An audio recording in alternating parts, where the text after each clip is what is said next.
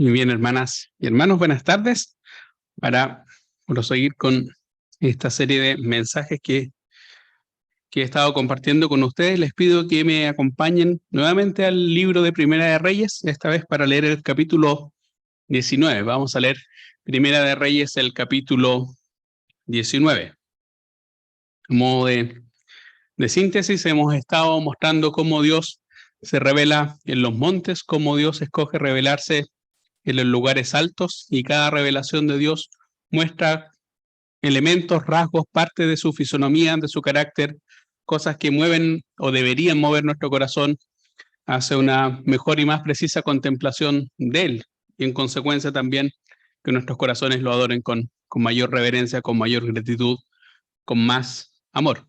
No voy a hacer el resumen de cada una de las lecciones en las que hemos estado compartiendo, solamente quería remarcar, porque es el contraste muy explícito, muy concreto, lo del martes pasado. El martes pasado vamos a tener los mismos protagonistas, cambia el lugar, pero es Elías en el Monte Carmelo. Si recuerdan la exposición del martes pasado, probablemente ha sido la revelación más patente, más explícita.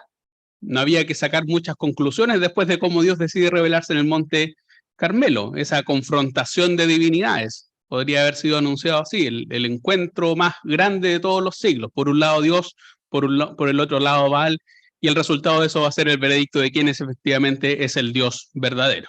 Ahí no hay mucho que averiguar, la lección es explícita, es evidente en sí misma. Ese es Dios revelándose como el único y exclusivo Dios, y que por lo tanto esa revelación en consecuencia mueve el corazón hacia la adoración exclusiva y verdadera hacia Él. Y ese es Elías. Elías es un gigante en el Monte Carmelo. Pero fíjese en la revelación de Dios a Elías, apenas uno sigue leyendo. Este es el capítulo 19 de Primera de Reyes. Es nuevamente Dios revelándose en un lugar alto al mismo personaje, pero con una lección totalmente diferente, en las antípodas de espectacularidad, uno podría decir, pero que hace que nuestros corazones lamen más a Dios por este tipo de revelaciones. El título de hoy es Un Dios que se revela y actúa aún en el silencio. Entonces, Primera de Reyes, capítulo 19, dice así.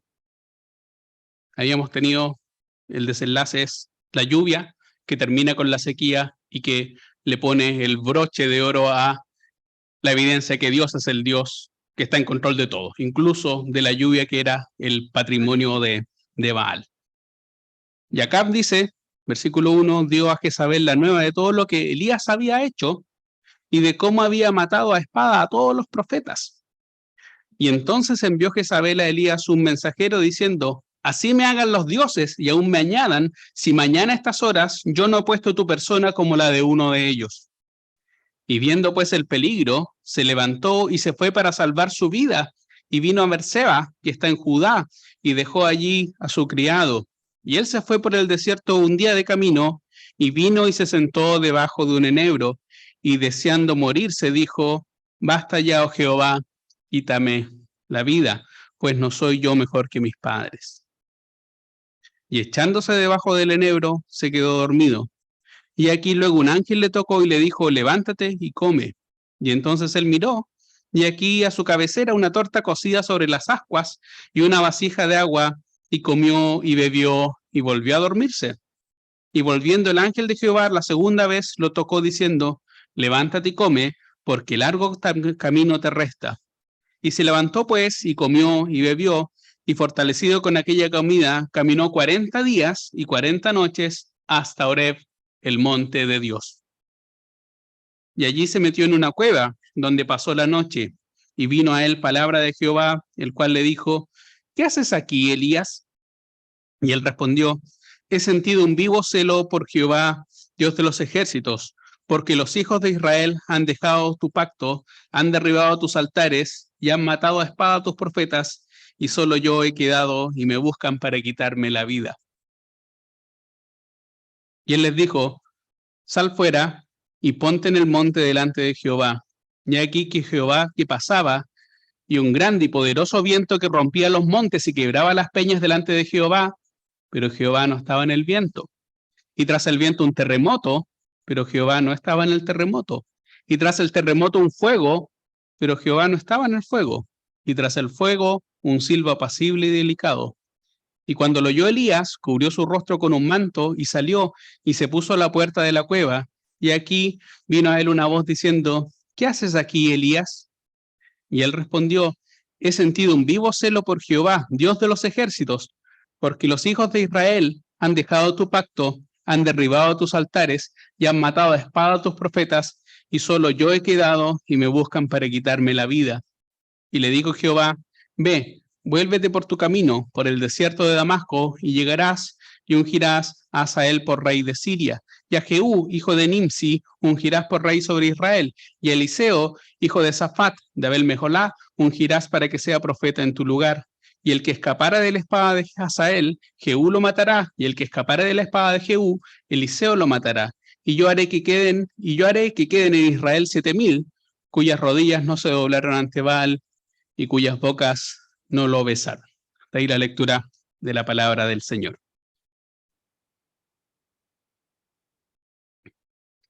Sabe que nuestra explicación o enseñanza de Dios revelándose en los montes quedaría profundamente trunca o incompleta si no existiera el capítulo 19. Yo agradezco profundamente que exista en la Biblia el capítulo 19. El capítulo 19 es como un anticlímax, porque la historia no se queda ahí con un Elías glorioso derrotando él solo frente a 850 profetas de Baal, con una señal portentosa del cielo que revela que Dios es Dios y que Baal no sirve, y ahí termina en un tremendo apogeo la historia. ¿Por qué seguir con el capítulo 19 que parece ser un poco vergonzoso, que estaría como de más? Es un anticlímax. Este poderoso profeta que se enfrenta solo frente a 850 profetas, no tiene miedo, incluso los molesta. Si recuerdan el martes pasado, incluso bromeaba contra ellos y era irónico por cómo ellos danzaban durante horas y no recibían respuesta. Y tenemos, apenas unos versículos después, al mismo hombre poderoso, valiente, huyendo por la amenaza de una mujer. ¿Para qué existe entonces el capítulo 19? Y esto es interesante porque nos ayuda a comprender a Dios mejor, y ahí la lección, pero también a Elías de manera más precisa. En general, cuando uno es pequeño o cuando uno tiene una mentalidad religiosa, para decirlo en términos más simples, uno piensa que la Biblia es poco menos que una colección de biografías de santos, en el sentido religioso del término, personas perfectas que nunca se equivocan, que jamás tienen dudas, que tienden a ser más bien monótonos porque viven una fe imperturbable, son perfectitos en cada uno de los asuntos. Hasta que uno comienza a leer la Biblia y se da cuenta que la Biblia está lejos de eso y que los hombres son retratados como nos les gustaría que fuesen retratados en la Escritura, con todas y cada uno de sus hierros. Incluso parece que la Biblia enfatizase más los hierros de las personas que las virtudes. Elías no es un superhéroe entonces. Elías tiene caídas, tiene dudas, tiene flaquezas, evalúa mal las circunstancias que lo rodean, es humano, demasiado humano. Por eso Santiago, por ejemplo, dice en el capítulo 5, Elías era un hombre sujeto a pasiones semejantes como las nuestras. Elías, que puede parecer un coloso de la fe en el Monte Carmelo, a la luz del capítulo 19, no es tan diferente de nosotros. Es humano, se cansa, se agota, se deprime, se frustra, tiene miedo. Evalúa mal las circunstancias que lo rodean. Ese es Elías en el capítulo 19. Y Dios responde a Elías en el capítulo 19 de una manera muy distinta a cómo Dios responde frente a la oración poderosa de Elías en el Monte Carmelo. En el capítulo 18, Elías ora de una manera muy corta y muy enfática diciendo, por favor, Señor, muéstrate y revela y que quede en evidencia para todos que tú eres Dios. Y Dios responde con fuego del cielo. Y la respuesta en el capítulo 19 de la revelación de Dios no puede ser más diferente que esa. Elías es muy diferente en el capítulo 19 y en consecuencia también la forma en que Dios se revela a Elías en el capítulo 19 también es diferente. Dios no es monocromático, monocorde, plano, romo. Dios tiene una multiforme gracia, como dice la Escritura del Nuevo Testamento. Se revela de múltiples formas, en múltiples circunstancias, para proveer a cada uno de nosotros de acuerdo a nuestras necesidades. Entonces vamos a examinar esto en tres momentos. El primer momento está el versículo 1 al 4, donde se presenta el escenario y el cambio, este giro de los sucesos de manera dramática. Recuerden la escena, Elías piensa que ha exterminado por completo el culto de Baal, que después de la confrontación en el Monte Carmelo ha quedado en evidencia para todo el pueblo que Dios es el único Dios. Y a eso debería haberle seguido, me imagino que pensaba Elías, un momento de conversión nacional, donde ya nunca más se nombrase el culto a Baal, ni quedase huella o sombra de eso, pero eso no es lo que ocurre. Eso no es lo que ocurre. Y esto es una señal muy interesante. ¿Sabe qué? Porque Elías no responde de manera diferente a cómo han respondido grandes hombres de Dios. En los momentos, en general, después de una tremenda victoria espiritual, sigue un momento de enorme, ¿cómo lo podríamos decir en términos precisos? Fragilidad espiritual. Esta es una paradoja. Después de una tremenda victoria, le sigue un momento donde la guardia está baja. Piensa en Jonás. Logra convertir a una ciudad. A su pesar, logra convertir a una ciudad entera y después, en buen chileno, se amurra y también pide que hasta aquí nomás llega. Estoy cansado. Después de que Pedro se enfrenta a una multitud en la oscuridad con palos y antorchas y espadas que quiere prender a Jesús, y mientras todos los discípulos salen, es el único que efectivamente cumple su palabra diciendo, yo no te voy a dejar. Ese es Pedro, después de ese momento donde pone a prueba su juramento de no abandonar al Señor. Ahora después lo tenemos negando a su maestro y a su salvador con una sierva, con una mujer, una sirviente. Y Elías, después de esta tremenda victoria en el Carmelo, lo tenemos con este diagnóstico. Basta ya, oh Jehová, quítame la vida, pues no soy yo mejor que mis padres. Uno podría hablar de un efecto pendular, un efecto rebote, un momento donde de pleno convencimiento y fortaleza espiritual le sigue por guardia baja estos momentos de fragilidad espiritual. Elías no está solo, creo que tiende a ser un patrón que se repite. La misma palabra, basta ya, oh Jehová, quítame la vida, la expresa también Moisés en el desierto, hastiado de lidiar con este pueblo y que ha conducido hacia la libertad. Eso está en Números capítulo 11. La misma Moisés, Elías, Jonás, Pedro.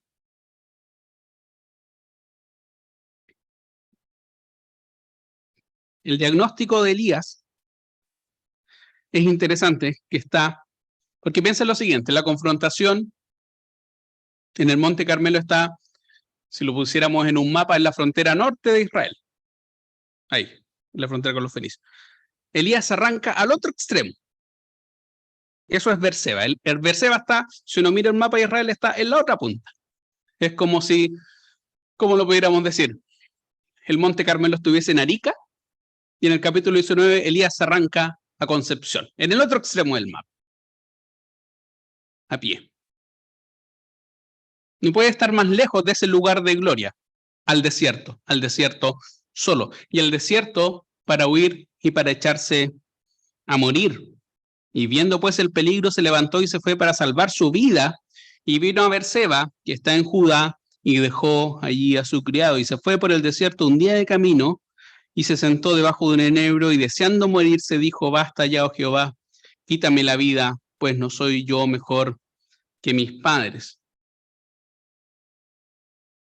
Y el diagnóstico de Elías es interesante, pues está sin fuerzas, basta ya, no puedo más, se siente solo, y es un argumento que va a repetir a lo largo de todo este capítulo. Estoy solo, solo yo me he quedado, no valgo nada, no soy yo mejor que mis padres, mis papás valían más que yo. Y me gustaría terminar con todo. ¿Por qué no terminamos la historia acá? Quítame la vida. Y desfalleciendo, porque cruza todo el país, no sé si a lomo de mula o caminando en buena parte, se quedó dormido. Y aquí interviene, y aquí comienza a intervenir Dios, pero de una manera portentosa. ¿Sabe por qué? Porque tal vez nosotros, o quizás nuestras madres, con su carácter tan clásico, nos habrían levantado el ánimo a palos o retándonos. ¿Cómo se te ocurre, malagradecido? Mira que no has visto el capítulo 18. ¿Cómo es posible que te aburres por nada? ¿Y acaso hombre de poca fe? Y uno podría seguir diciéndole a Elías cómo es posible. Pero la acción de Dios frente a Elías no es así. En esta primera etapa que va del versículo 5 al 8, hay un primer paso que es de restitución física de las energías físicas y morales de Elías.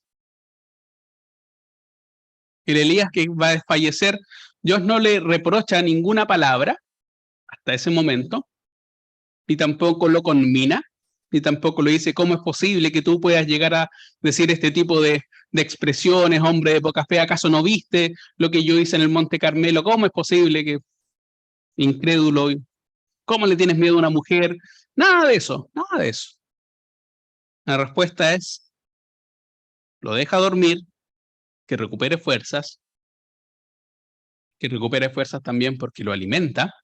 No es la primera vez que Elías recibe alimentación sobrenatural. Ya tenemos el arroyo de Querit donde él recibe el sustento a través de cuervos. Esta vez es un ángel. Y entonces él miró y aquí su cabecera, una torta cocida sobre las ascuas y una vasija de agua y comió y bebió y volvió a dormirse. Muchas gracias. Hablando de agua para los... 2 veces lo deja dormirse. 2 veces reconforta el cuerpo cansado y fatigado de Elías con eso. Y después de eso le da una misión. Y eso está bien, es una buena forma de lidiar con mentes atribuladas, frágiles y fracturadas. Que descanse, que coma, pero que tenga una misión. No puede quedarse ahí eternamente. No puede quedarse ahí bajo la sombra de ese árbol desfalleciendo, aferrándose a la muerte que no llega. Levántate, come, porque largo camino te resta. Suficiente momento de descanso, ahora a la misión. ¿Y cuál es la misión? Es muy interesante porque la misión es encontrarse con Dios. Es encontrarse con Dios.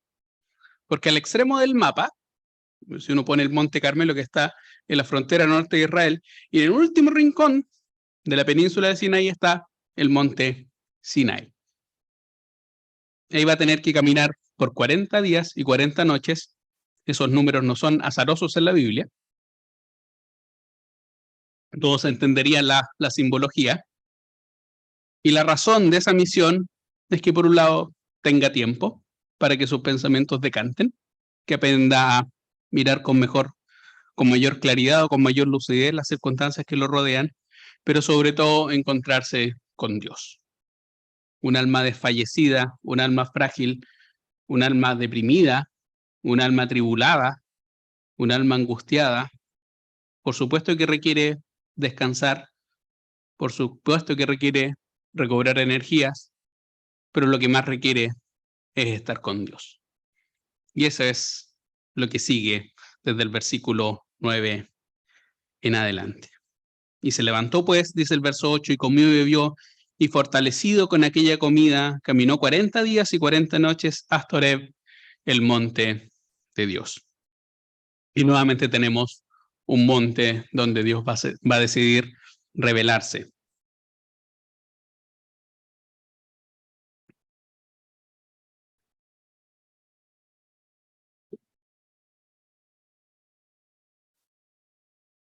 Pero Elías no sale de la cueva, mire, que puede ser una buena metáfora de un alma angustiada y atribulada. Y allí, en el monte de Dios, dice el verso 9, se metió en una cueva donde pasó la noche Y vino a él la palabra de Jehová, el cual le dijo, ¿qué haces aquí, Elías? 2 veces está la misma pregunta y 2 veces Elías a la misma pregunta da la misma respuesta. Pero es interesante cómo funciona este diálogo con Dios. ¿Qué haces aquí, Elías? Y Elías respondió. Y este es el versículo 10 que es interesante porque se repite textualmente con lo que va a decir el versículo 14. He sentido un vivo celo por Jehová, Dios de los ejércitos, porque los hijos de Israel han dejado tu pacto, han derribado tus altares y han matado a espada a tus profetas, y solo yo he quedado y me buscan para quitarme la vida. De hecho, la respuesta tiene 3 niveles. Uno podría decir, Elías se siente que es el único y genuino creyente en el Dios de Israel. He sentido un vivo celo por Jehová, Dios de los ejércitos. Todo el resto es apóstata. Todo el resto es incrédulo. Todo el resto espiritualmente no vale mucho la pena. Esa sería la segunda. Porque los hijos de Israel han dejado tu pacto, han derribado tus altares y han matado a espada a tus profetas y solo yo he quedado y además mi vida está en riesgo. El reclamo de Elías tiene esas 3 dimensiones. Mi vida está en riesgo, soy el único que queda en pie y soy el único que tiene un verdadero celo genuino por las cosas de Dios. En realidad, lo vamos a ver, el reclamo aparentemente puede ser plausible, pero es incorrecto, es erróneo. El diagnóstico de Elías en este punto de la historia es perfectamente erróneo. Al menos en una parte. Esta creencia victimista y de autoconmiseración de que él es el único. De hecho, por eso lo leímos el martes pasado, cuando él va a enfrentar a los profetas de Baal en el Monte Carmelo, aparece otro personaje que es fantástico, que es Abdías. Y Abdías le dice, ¿sabes qué? No eres el único. No eres el único porque yo tengo cultos a otros profetas y yo los mantengo arriesgando mi propia vida. Él es el único, Elías. Hay más como tú. Elías no le importa esa información. Él sigue creyendo que él es el único y lo va a repetir majaderamente en este capítulo. Soy el único y todo el pueblo me busca para matarte. En realidad no era todo el pueblo, era solamente Jezabel a la luz del versículo 2. Pero el diagnóstico es ese. Soy el único y además mi vida está en riesgo. ¿Y sabes lo que es interesante? Es que Dios tampoco lo corrige. Al menos en esta oportunidad. No le dice, ya, no seas exagerado. Claramente acá estás distorsionando la verdad. No eres el único. Mira, ¿quieres que te muestre cuántos más están como tú? ¿No sabes que yo podría efectivamente librarte fácilmente de tu temor a la muerte? ¿No tuviste miedo en el Monte Carmelo y ahora tienes miedo por una amenaza? Dios no lo reconviene en ese momento, no lo reconviene. Dios deja que Elías se desahogue. Es otra de las cosas impresionantes en la Biblia, hermano. Cuando uno lee los salmos, las personas se desahogan. Y se desahogan de manera muy explícita con Dios. Y Dios espera que nosotros nos desahoguemos con Él. Que le digamos efectivamente todo lo que tenemos en nuestro corazón. No vamos a engañar a Dios. Si lo piensa, no tiene mucho sentido, como diríamos en buen chileno, dorarle la píldora a Dios. Si Él conoce nuestros pensamientos. Dios no es como el curita del confesionario que solamente entiende lo que nosotros le estamos diciendo. Dios conoce sus pensamientos y quiere escucharlos. Por más que los conozca, quiere escucharlos. Y los hombres de Dios le hablan con confianza a Dios. En el Nuevo Testamento, Jesús nos va a identificar como sus amigos. Y le gusta que los amigos le cuenten las cosas. Y acá Elías, en ese momento de turbación, se desahoga. Se desahoga. Y la respuesta inicial de Dios frente al desahogo de Elías no es una reprimenda, no es entrar en un diálogo para precisar la información diciéndole, sabes que en realidad, Elías, eres muy dramático, eres muy alarmista, no es tan como tú lo dices, sino la respuesta de Dios es revelarse. Y esta es la lección del monte Horeb, y por eso cantábamos lo que cantábamos al inicio. Dios actúa o Dios se revela, pero de maneras misteriosas. Y él le dijo, sal fuera. Sal de la cueva, sal a la luz, encerrado en esa cueva, en la oscuridad nunca va a tener la lucidez y la claridad suficiente. Sal fuera de la cueva y yo te voy a mostrar quién soy.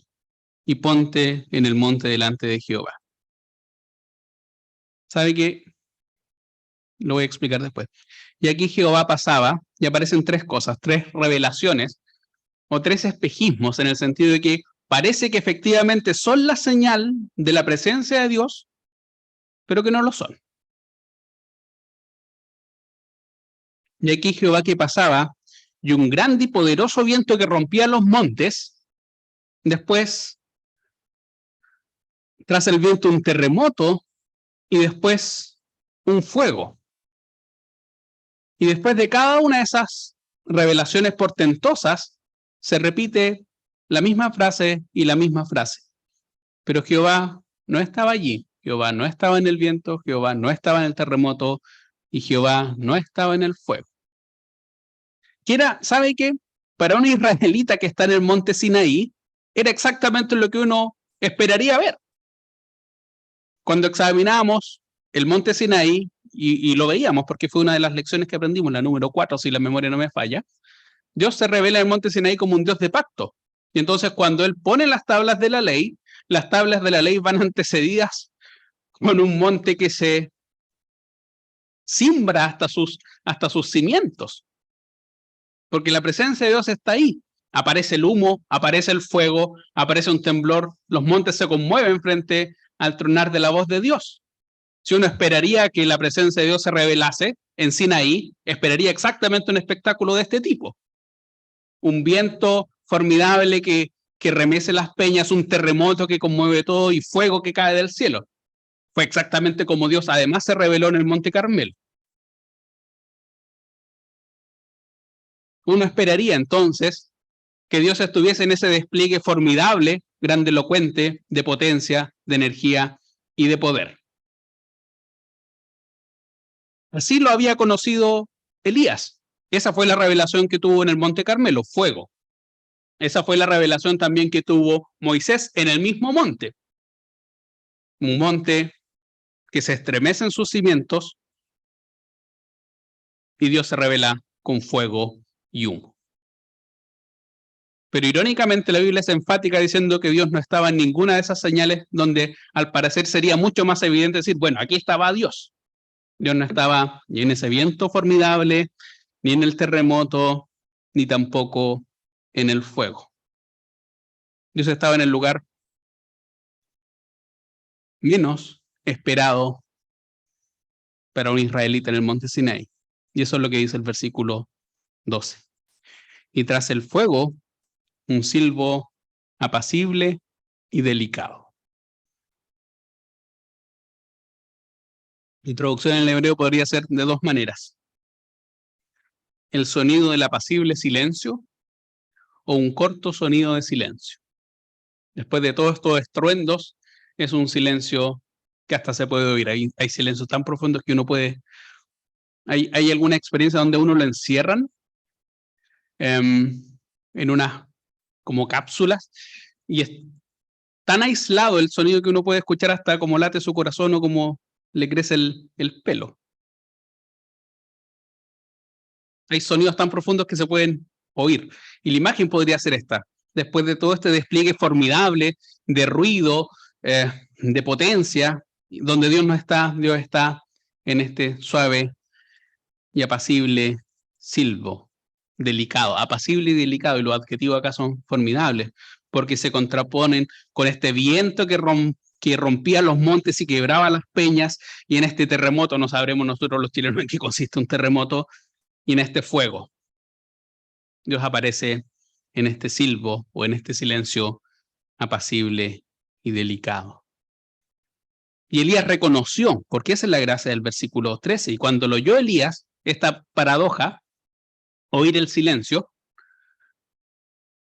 tiene un nombre retórico, no sé si es pleonasmo o oxímoron. Pero cuando oyó Elías el silencio, esa sensación cubrió su rostro con su manto, porque ahí reconoció que ahí estaba Dios efectivamente en ese silencio. Y se puso a la puerta de cueva. Y después de la revelación de Dios, en esa cosa en la que Elías no esperaba encontrar a Dios, vuelve nuevamente a formular la misma pregunta. ¿Qué haces aquí, Elías? Y es una pregunta fuerte, ¿sabe por qué? Porque no es que Dios no conozca qué hace ahí Elías. No es como que Dios vive en Sinaí y de repente mira, oye Elías, que no te había visto, ¿qué hacía? No es ese tipo de pregunta. No lo pilla de improviso. Quiere saber si después de la revelación que él ha tenido de Dios en el monte de Dios, el diagnóstico de su vida ha cambiado en algo. ¿Y sabe qué? Parece que no ha cambiado en nada. Esa es la paradoja de la respuesta de Elías. La primera pregunta en la cueva es, mira, esto es lo que me pasa. He tenido un vivo celo, vamos a leer el versículo, he sentido un vivo celo por Jehová, Dios de los ejércitos, porque los hijos de Israel han dejado tu pacto, han derribado tus altares y han matado a espada a tus profetas y solo yo he quedado y me buscan para quitarme la vida. Ese es Elías hablando en la cueva frente a la primera pregunta. Y uno esperaría que fuera de la cueva, después de esta revelación portentosa, pero al mismo tiempo tan sutil, tan bella, en el sentido fuerte del término de Dios, frente a la misma pregunta, Elías respondiese otra cosa. Es como que se despabilase y aprendiese a mirar con ojos nuevos la realidad. Pero la respuesta de Elías en el versículo 14 es la misma. Es la misma. ¿Qué haces aquí, Elías? He sentido un vivo celo por Jehová, Dios de los ejércitos, porque los hijos de Israel han dejado tu pacto, han derribado tus altares y han matado a espada a tus profetas, y solo yo he quedado y me buscan para quitarme la vida. Y esta vez Dios ya habla. Esta vez Dios ya corrige. ¿Sabe qué? Porque es comprensible el discurso del desánimo, es comprensible la frustración, la fragilidad espiritual de Elías, pero no puede ser para siempre. Hay un momento donde se tiene que levantar, tiene que, uno diría, pegarse un par de charchazos y seguir adelante, como decirlo un buen chileno. Ya, sacúdete, no puedes quedarte ahí, en la conmiseración victimista que lo tiene paralizado. Y esta vez Dios habla y Dios corrige, porque Dios se da cuenta que Elías no entiende porque está pensando inadecuadamente en las circunstancias que lo rodean.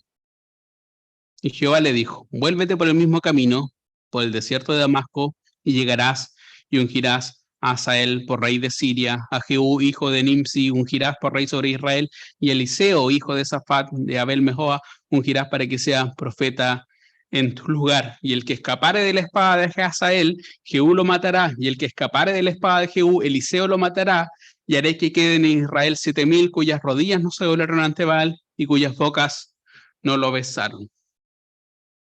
Y Dios corrige punto por punto el diagnóstico errado de Elías.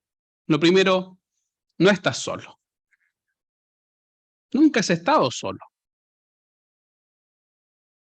Ese discurso de pobrecito soy el único, no es cierto, Elías. No es cierto, Elías. No estás solo.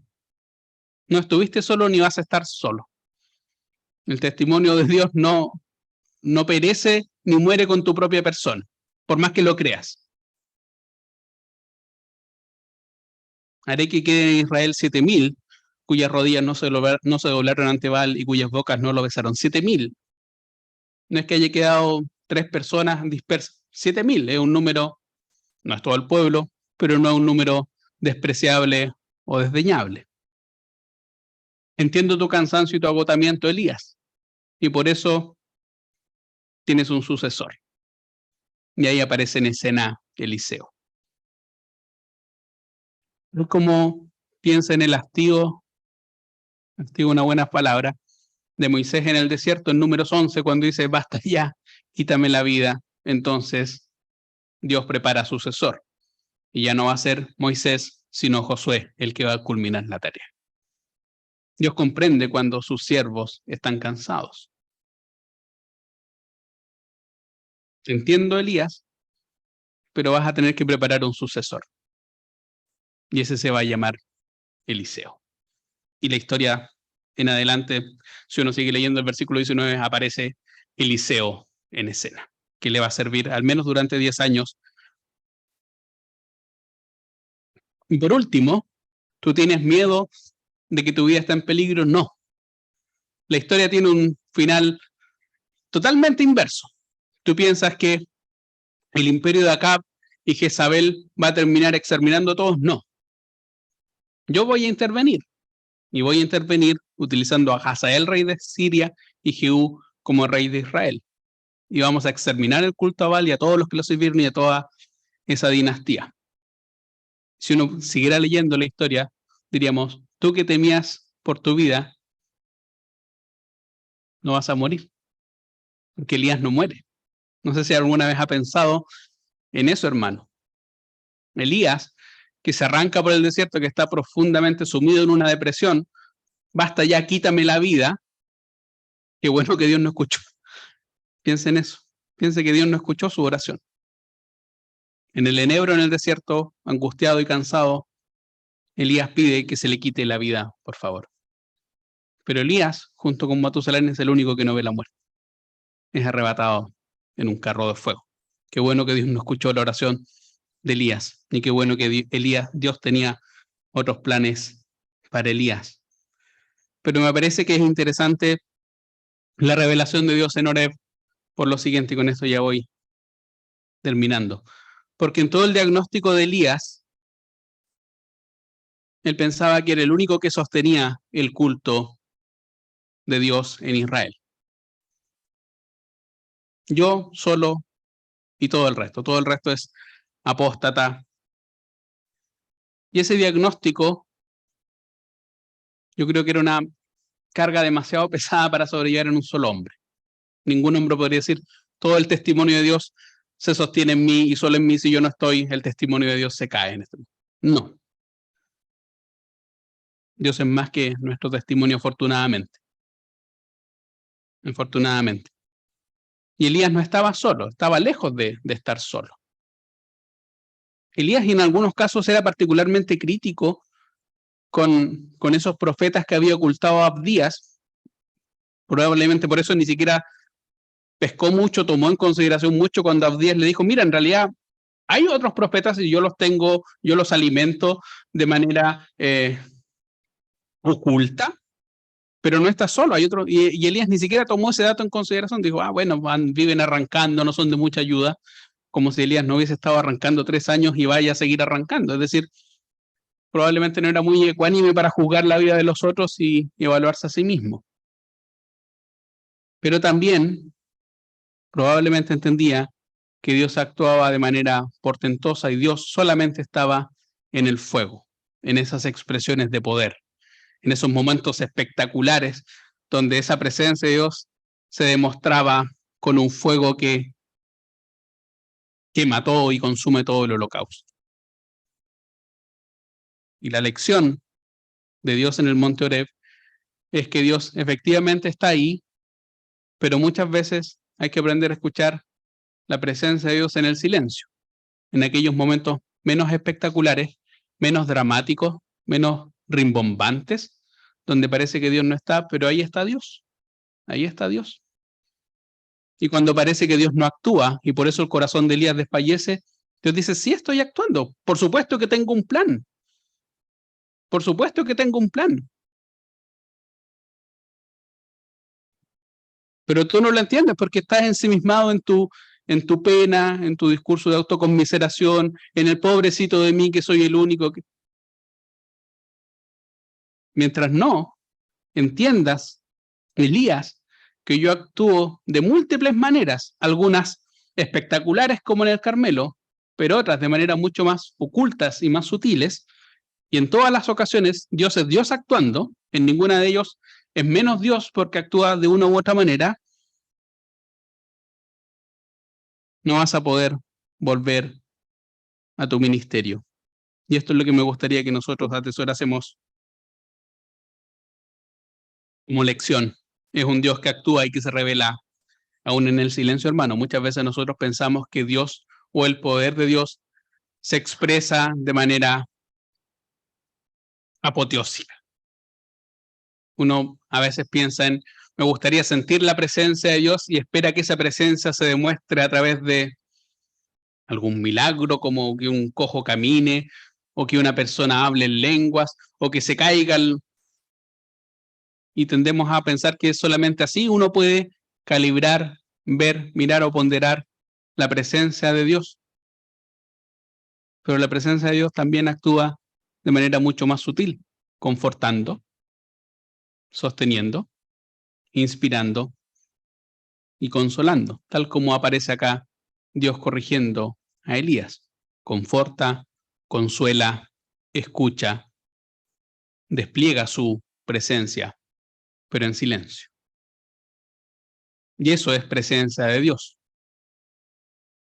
Por más que Elías no lo quiera evaluar así. Por eso me gusta el capítulo 19 de Primera de Reyes, porque si no pensaríamos que solamente Dios actúa con el estilo del Monte Carmelo, con fuego, con poder. Y dejamos de lado la siguiente cara de Dios, donde Dios actúa también de maneras, tal como cantábamos en el himno, de maneras misteriosas, donde no lo vemos porque nuestra fe es ciega, dice, no mira más allá. Esa era la última frase de ese himno que era particularmente, me parece, pertinente para esta reunión. Y lo único que esperaría para mí y para todos nosotros es que aprendamos entonces nosotros a apreciar la presencia de Dios en silencio, en ese silbo apacible, que es tan presencia, tan importante y tan regeneradora y vivificadora como Dios en el Carmelo, porque Dios actúa incluso en el silencio y por lo tanto en silencio hay que aprender a escuchar, afinar el oído, porque los silencios también se escuchan. Que el Señor bendiga su palabra. Oremos para terminar.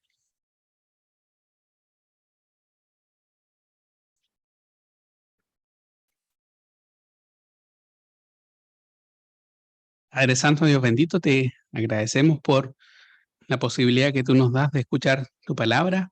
Te agradecemos por cómo tú eres, Señor, por cómo tu personalidad excede con todas nuestras capacidades, Señor, de comprensión. Pensamos en un Dios todopoderoso, como si ese fuese tu único rasgo, Señor, pero olvidamos que tú también eres un Dios apacible que conforta, que es misericordioso, que tiene gracia, que tiene compasión de nosotros que somos tan débiles, Señor, tan faltos de fe, tan frágiles también, y te agradecemos porque tú no nos fulmines en nuestra debilidad, sino que nos reconfortes, nos consueles, nos confortes, nos fortalezcas, Señor, y que nos animes con tu presencia. Te agradecemos, Señor, porque tú actúas incluso de maneras que no son tan evidentes, pero que son igualmente poderosas y vivificadoras para nuestro espíritu, Señor. Rogamos que tú seas consolando y animando a cada uno de nuestros hermanos y hermanas en sus momentos de angustia, en sus momentos de fragilidad espiritual, cuando las cosas no parezcan ir bien, Señor, cuando parece que tú no estás obrando, para que nuestra fe pueda mirarte, Señor, pueda aprender a distinguirte aún en el silencio y que nuestros corazones se consuelen pensando que tú te manifiestas también en el silencio, Señor, y que nuestros corazones se aferren a esa esperanza, porque esa es nuestra fe. Ayúdanos, Señor, a atesorar esta lección. Ayúdanos a cada uno en nuestras debilidades, en nuestras aflicciones, en nuestros desafíos, Señor, en nuestros problemas. Conforta a cada uno, a los cansados, a los angustiados, a los quebrantados de espíritu, Señor, tal como Elías. Y rogamos, Señor, que tú depures también nuestra visión, que aprendamos, Señor, a tener un diagnóstico acertado, Señor, sobre las circunstancias que nos rodean y que sobre todas las cosas temeremos a ti y no las circunstancias que nos rodean, Señor. Guárdanos en nuestro retorno a nuestros hogares, Señor. Sostén las familias de aquí representadas y guarda a nuestros hermanos que no nos han podido acompañar en esta ocasión. Y esto lo pedimos en el nombre santo y digno de nuestro Señor Jesús. Amén.